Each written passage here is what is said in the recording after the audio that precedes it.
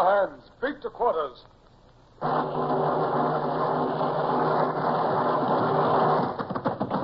up the guns. Stand by the starboard battery. One broadside into it, if you please, Captain Bush.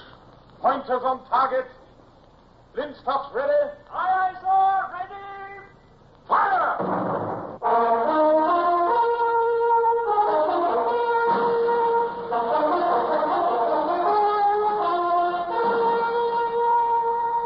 Presenting Michael Redgrave as C.S. Forrester's indomitable man of the sea, Horatio Hornblower.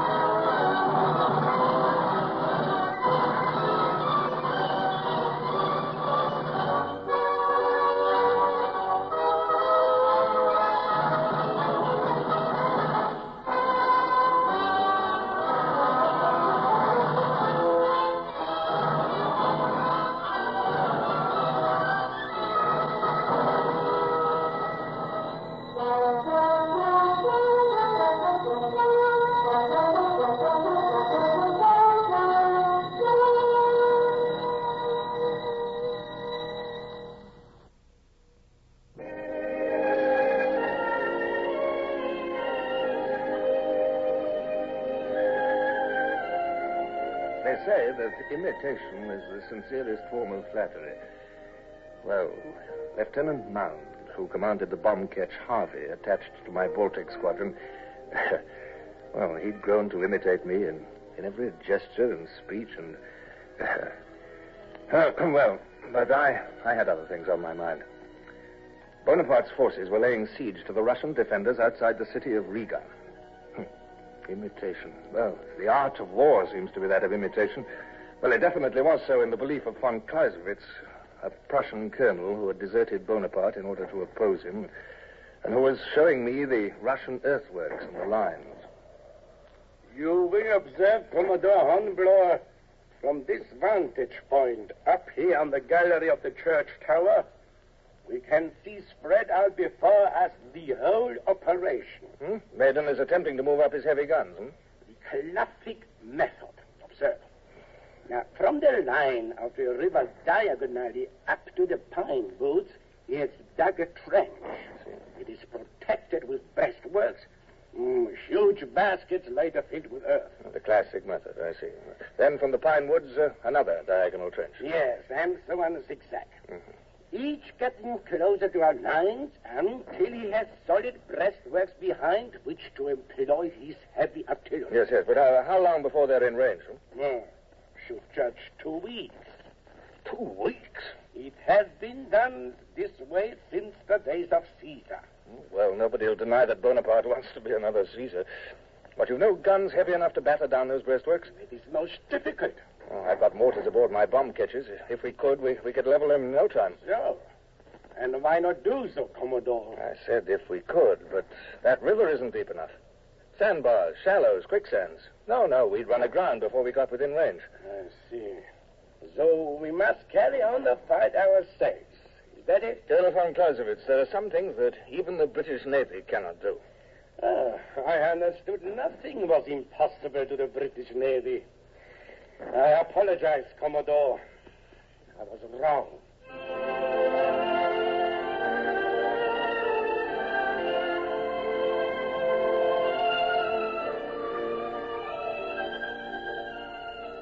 I withheld the words that came rushing to my lips. Goodwill, even between allies, is sometimes a frail matter. Earlier, we'd been warm friends, but now that the French approaches were moving towards Riga, I was asking why the Russian guns couldn't stop the enemy, and they were asking why my ship's guns couldn't do the same. So I hurried back to Riga. And there, on the waterfront, I ran across Lieutenant Mound. It's dusty hereabouts. My throat is as dry as a camel. Well, Mr. Mound, if you've completed your business, I have a moment before going back aboard the Nonsuch. Look, there's an inn over there. Perhaps you'd join me in a glass of this odd beverage they call vodka,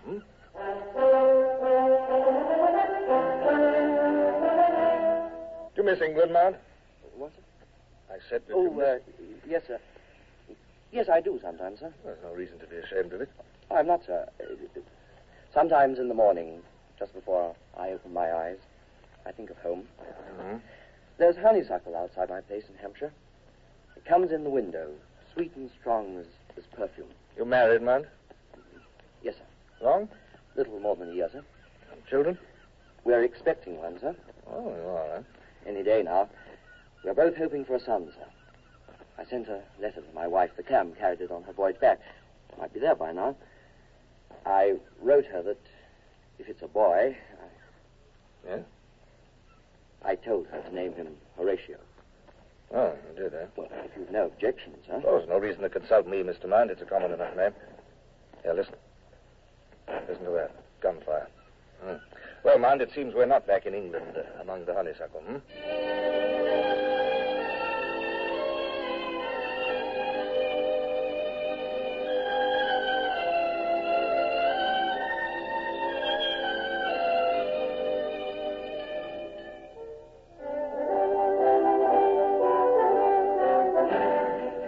Going back on board the Nonsuch, I was both touched and irritated by Mount's hero worship.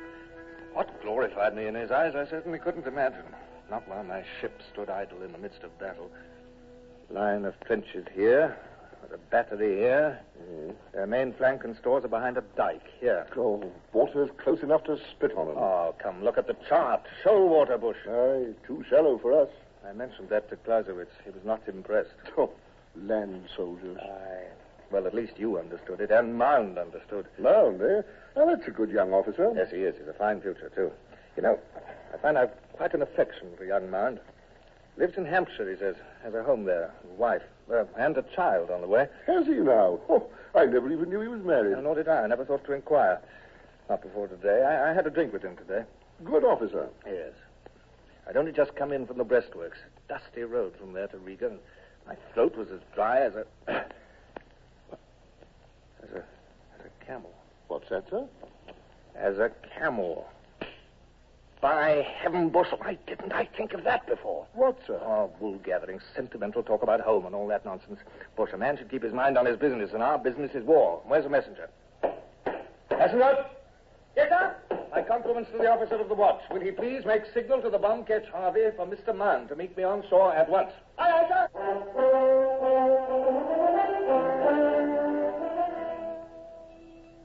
Camels, Commodore Hornblower? Camels? Exactly, Colonel von Clausewitz. And General Lesnoff, if Lieutenant Mann and I may have your ear also. With pleasure, Commodore.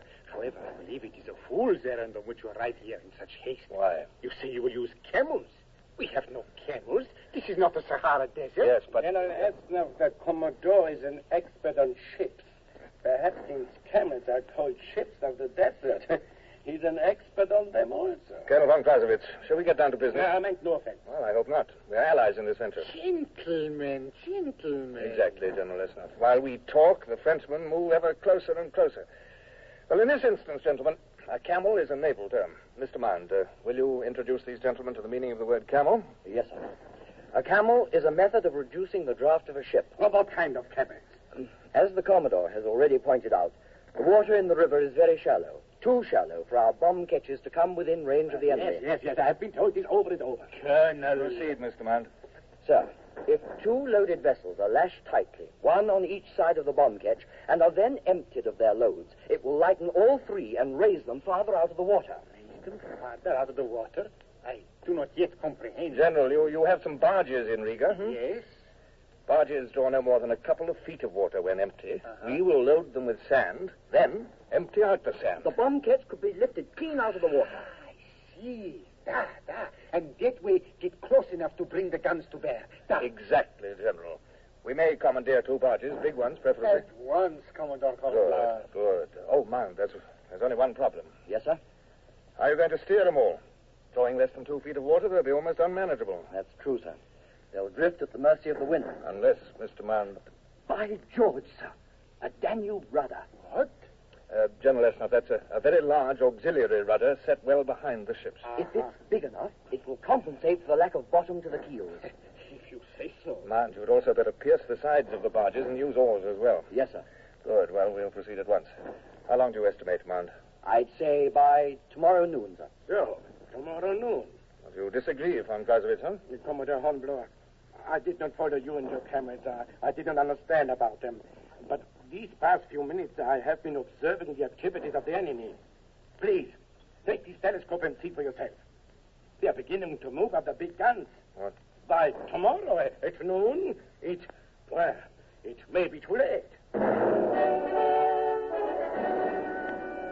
So the art of war was not entirely imitative after all. Just as we had refused to accept the inevitable, exactly so had the French Marshal Meudon tried to hasten his timetable. Work on the camels progressed with orderly, frantic speed. The barges were brought out from Riga. The Harvey was lashed between them. Torches reddened the darkness as the men labored to quicken the task to be done.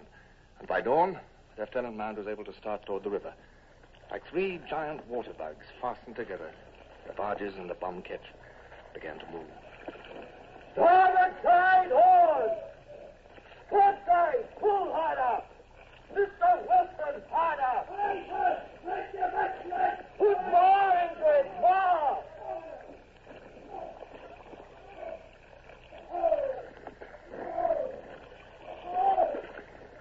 We don't have steerage way, Mr. Mound. I know, sir. We're not deep enough in the water to get any bite against the current or the wind. The Danube rudder doesn't compensate? Even the rudder, sir. We need a stronger pull, and we haven't got it. Well, you better drop anchor, Mr. Mound.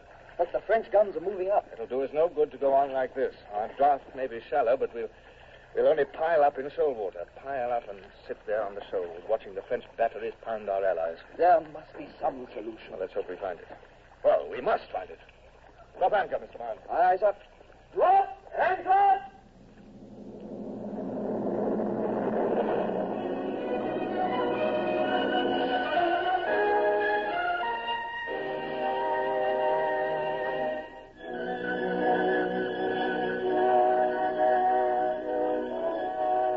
French guns were moving up into position to attack the Russian defenders outside Riga.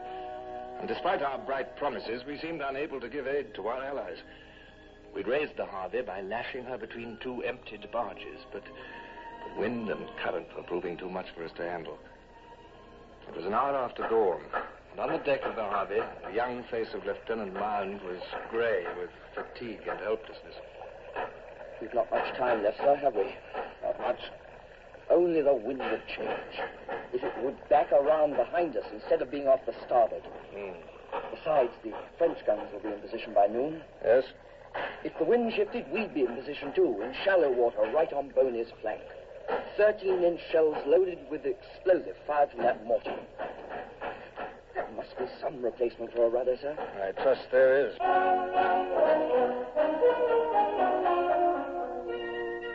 Heading for the church tower, I took with me a warm feeling for young Mound. And I also took a signalman, Summers, to rig a pole so that we could let the bomb ketch know the effect of its mortar fire. Colonel von Clausewitz watched these operations with me. Halyards all rigged, sir. Signals ready for hoist. Very good, Summers. Stand by. Aye, sir. Colonel von Clausewitz, the French siege guns are in position. Commodore Hornblower, any moment they shall open fire. Where's this boat of yours, It's sir? moving upriver now, Colonel. Where? Oh, yes. It moves slowly. Well, it's an awkward craft. It moves as fast as it can. The French siege guns will be sheltered behind those breastworks. You see? They are piercing holes in the breastworks to allow the muscles to project. Yes, I can see. Our batteries are useless against breastworks. The Harvey carries a mortar. Huh? Oh, yes. High trajectory, yes. Very high. Once in position, the shells will drop down as if from the sky. I sincerely hope so. General Ernest will be here at any moment to observe personally. Good, good. As Governor General of Riga for Tsar Alexander, he will be very disappointed should your plan fail. I also shall be very disappointed. Summers, there's the ready flag going up on the Harvey. Yes, sir. Acknowledge. Aye, aye. Signal is thrown, sir. Stand by to observe mortar fire. Stand by, dear sir. Commodore Hornblower, your ketch is ready at last. What? Oh, yes, General Esnov, at last. I shall stand by your side. Please to describe to me. I will, sir. The mortar's being loaded. It's aimed by pointing the entire ship like an arrow at the target. Summers, make signal to Harvey. On target. Fire at will. On target, fire at will. Aye, aye, sir. This one has been fired without delay, no? As fast as possible from now on, General. That one caught the breastworks, huh? They've been leveled. A siege gun destroyed. Look, the muzzle is split wide open. Another gun destroyed. Sir, there's a French horse-drawn battery on the move. Where'd you see that, Summers? Coming up from the rear, sir. Your thinking man's right, Commodore. They are heading to take up a position on that point of land below your bunkers. Yes, I see. They will bring their guns to bear very soon. Shall I signal break off more action, sir? A moment, if you please. Commodore Hornblower, we should be pleased if your mortar fire should continue as long as possible. It is doing much damage. Very well, General. It shall be continued. Summers, keep an eye on that horse-drawn battery. Aye, sir.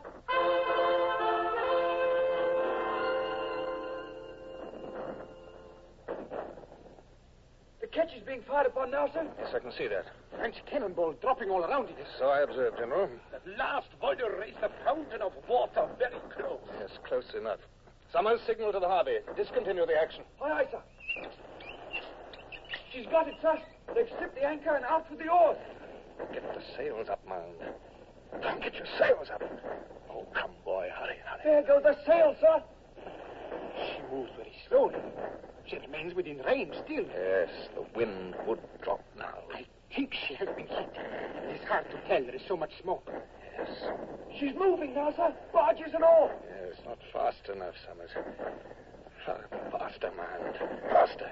She's reaching for deeper water now, sir. But she's still within range. The Frenchies are...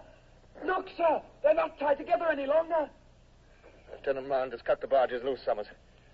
Once out of shoal water, the Harvey can move faster. Oh, notice the silence, gentlemen. The French battery has stopped firing. She's out of range. Yes. A very close call, Commodore. Very close. But worth it, General, that's not. Well worth it. Commodore Hornblower, thanks to you, I should estimate the progress of the siege has been delayed by, I should estimate by 4 days. 4 days? I should estimate. 4 days? 4 days is excellent. It is by such little delays that the final victory will be won.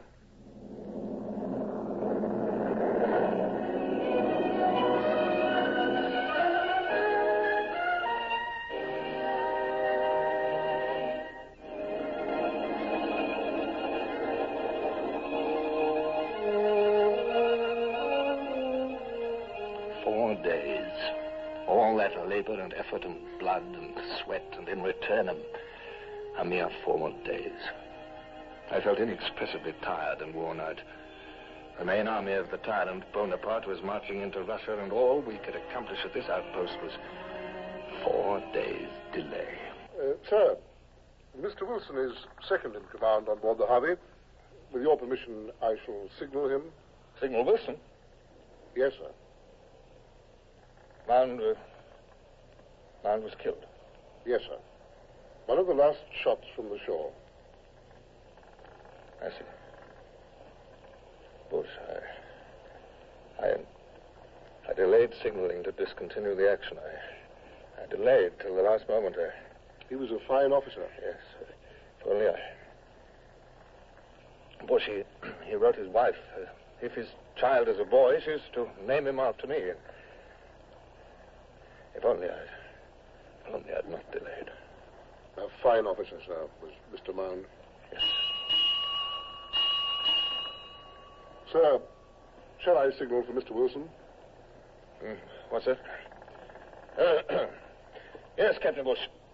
Signal Mr. Wilson, if you please.